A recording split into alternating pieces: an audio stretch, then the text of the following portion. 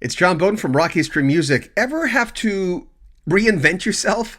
I think we've all been there, where sometimes things aren't working the way we think they should be working, or else we're in a situation where we're selling our soul. In the music industry, oh man, it's filled with artists who have decided to change directions and just didn't want to either play the game, or else they got into rock playing a genre that wasn't for them, but they got in.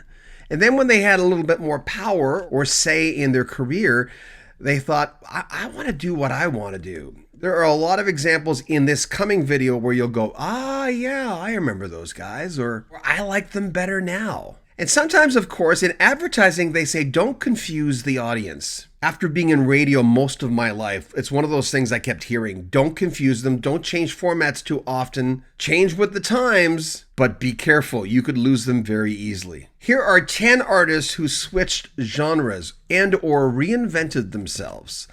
A rock history book.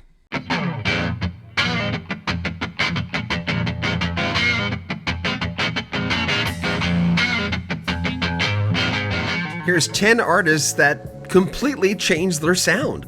Talk Talk, a British synth pop band with polished 80s hits like It's My Life and Such a Shame. They transformed into pioneers of ambient, post-rock, and art rock with Spirit of Eden in 1988 and Laughingstock 3 years later. Frontman Mark Hollis became a cult icon for rejecting fame. He passed away in 2019 at the age of 64. Bruce Hornsby, known for big hits like The Way It Is, Every Little Kiss, and Mandolin Rain. By the early 90s, Bruce was getting restless. His debut came out in 1986, simply titled The Way It Is. His sophomore album with Bruce Hornsby and the Range came out 2 years later, Scenes from the South Side, which basically kept the same formula. Things slowly started changing by 1990 and the A Night on the Town album, but it was really 1993's Harbor Lights, where Hornsby started bending into a more jazzy appeal. Fans still loved it. It was his first album without the Range and featured Pat Metheny, Branford Marsalis, Jerry Garcia, and Jeff Lorber. He kept experimenting with some blues and jazz and pop on the following albums. Hot House in 95, Spirit Trail is a double album from 98. By the time Big Swing Face came out in 2002, Hornsby was showing different sides of himself. And now, for the most part, he's releasing some avant-garde music. He's stated many times he's kind of moved on from the pretty sounds, which has really divided some fans. There are different factions of fans, the people who like the first 3 albums with the Range, and others who cherish his more experimental side, yet still pop, with Harbor Lights, Hot House, and Spirit Trail. I went a little long with Bruce Hornsby, since he's one of my favorite artists of all time. Taylor Swift, who was a teen country pop artist who became a phenomenon, but she went full pop on 1989. Of course, you'll always get people saying she was a sellout, but she's by far a more popular artist, a worldwide artist, a cultural icon in the music business.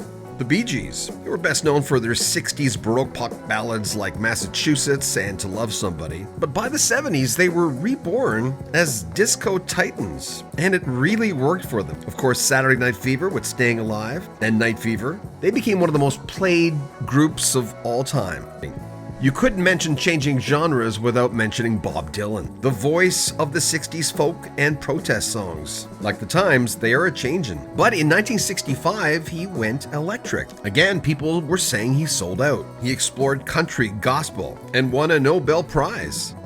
Genesis, just like Yes, had their spotlight in pop, but Genesis more so. They were a 1970s progressive rock band led by Peter Gabriel, but he left before the mid-70s, and his parting gift was 1974's The Lamb Lies Down on Broadway, a double album for the group. By 1976, their drummer, Phil Collins, became their lead singer. His first album with him at the forefront was A Trick of the Tail, still quite progressive. Wind in Wuthering followed shortly after, and some fans said the shift started with And Then There Were Three, with Follow You, Follow Me being a minor hit in 78. With each album after that, Genesis went closer to pop as Phil Collins' solo career became incredible. Duke still had signs of that old progressive rock band, and to this day there are still a lot of people who love that record. The pop really shone on Abacab and the self-titled Genesis album. By Invisible Touch, for the most part, they were a pop band that experimented sometimes with prog.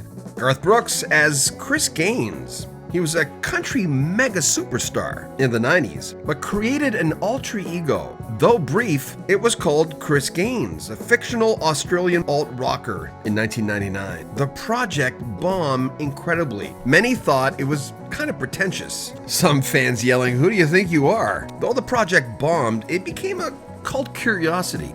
Joni Mitchell, an introspective 1970s superstar of the folk movement.